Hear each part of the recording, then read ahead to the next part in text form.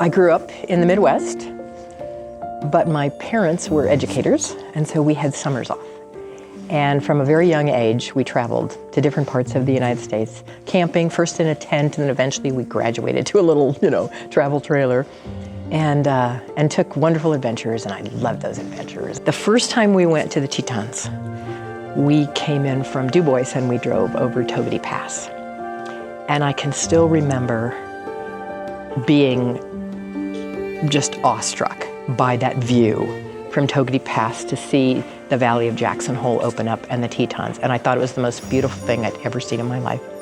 But I remember distinctly a Signal Mountain Campground on the shores of Jackson Lake in Grand Teton National Park. It was the first time I remember seeing a female park ranger.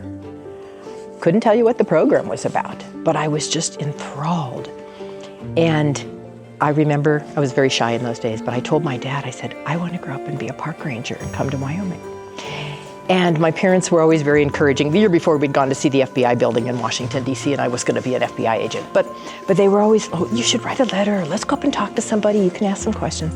So there I was, and my dad kind of took me up shyly and said, let's meet the lady park ranger.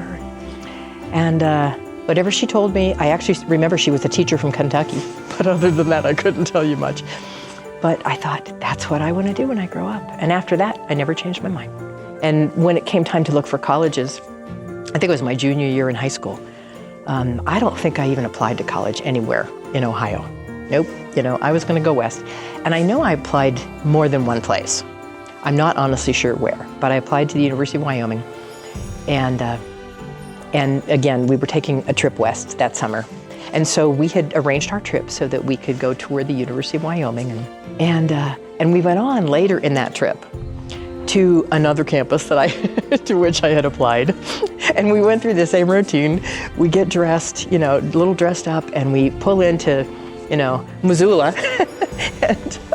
and I remember my family still razzes me about this to this day, because once we got there and it was time to go to the tour, I would not get out of the car. And I said, nope. I said, I'm going to Laramie. And they said, we got all dressed up and you made it feel okay. I don't care. I don't want to see this campus. And we didn't. So, but as I always say, I somewhat redeemed myself later because eventually I went to graduate school there.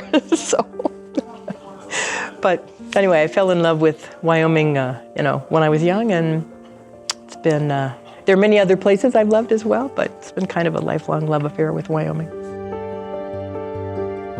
It took until my late 20s, maybe early 30s before, as you do, still, or at least I did back then, most people, you started pretty small and you worked your way up. And I did bounce around a lot. I worked in a number of different parks seasonally, as we said, not full-time. And I went back to grad school and said, I got to refresh, get back on track a little bit here. And so I did complete a master's in forest resource conservation. And that's when I started working seasonally at Yellowstone National Park. So in a way, I was kind of starting over in terms of money and grade, but that launched me into being part of one of the early natural resource specialist training programs that the Park Service had. And so after that, I went to Badlands National Park as their very first resource management specialist, from which I did maybe not earth-shaking things, but there they were a little groundbreaking. I started reintroducing swift fox, which is a rare little mammal that I still am very fond of, and they're doing much better today there and in other places. And rather quickly, though, I got the opportunity to return to Yellowstone. And so I did that in 1987. 1988, something big happened, which now people think, that's so long ago, is that big? But I was there during the fires of 1988, which was really a tremendous lifetime experience. To see that, to learn so much about fire ecology, to do a lot with the explanation and interpretation of fire, and then subsequently be involved in some of the research projects that studied the post-fire effects of Yellowstone. But we didn't really have much time to think too much about them, because in about 1989, someone said, we're going to get serious about reintroducing wolves. So I also got to be involved in the planning and ultimately the restoration of wolves to Yellowstone. Another just unforgettable lifetime experience. That was really, really special. And at the same time, I just fell into the position of being lucky enough to follow first one and then subsequent park superintendents around to the management meetings related to managing grizzly bears and trying to recover grizzly bears.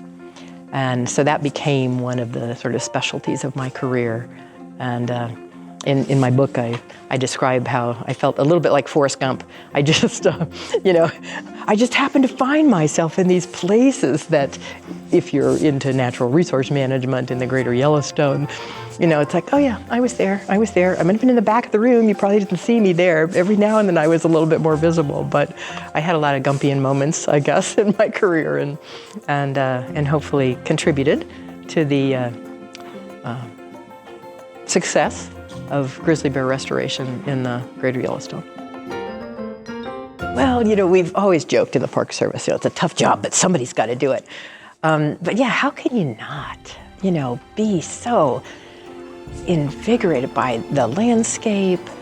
The people are friendly and they love it as well. There's just so much rich natural and cultural history. And I still really love that, and I love learning more about it, and I'm just humbled and shamed every time I don't know as much as I should, and I think, oh my gosh, that person knows so much more than I do. And I love to suck up that kind of knowledge still. I still think like, no, what, me? No, what have I done? Surely there are so many more people who have contributed to building a better Wyoming. But sometimes it's funny, I think a little bit of this goes with spending so much of my life in the parks, and I actually lived in both Yellowstone and Grand Teton National Parks. And so you don't tend to think of yourselves as being in Wyoming, even though you are. You're just a little insulated, but those obviously are very special places and parts of Wyoming. And so just to think about being recognized for that work it's certainly never something I was after. Like I said, I'm still humbled by it. But I'm glad that people appreciated that, and it seems I am proud of some of the things I contributed to, and certainly never did them alone. Never. But there's so many people who have done so much. So I'm glad to be one of them.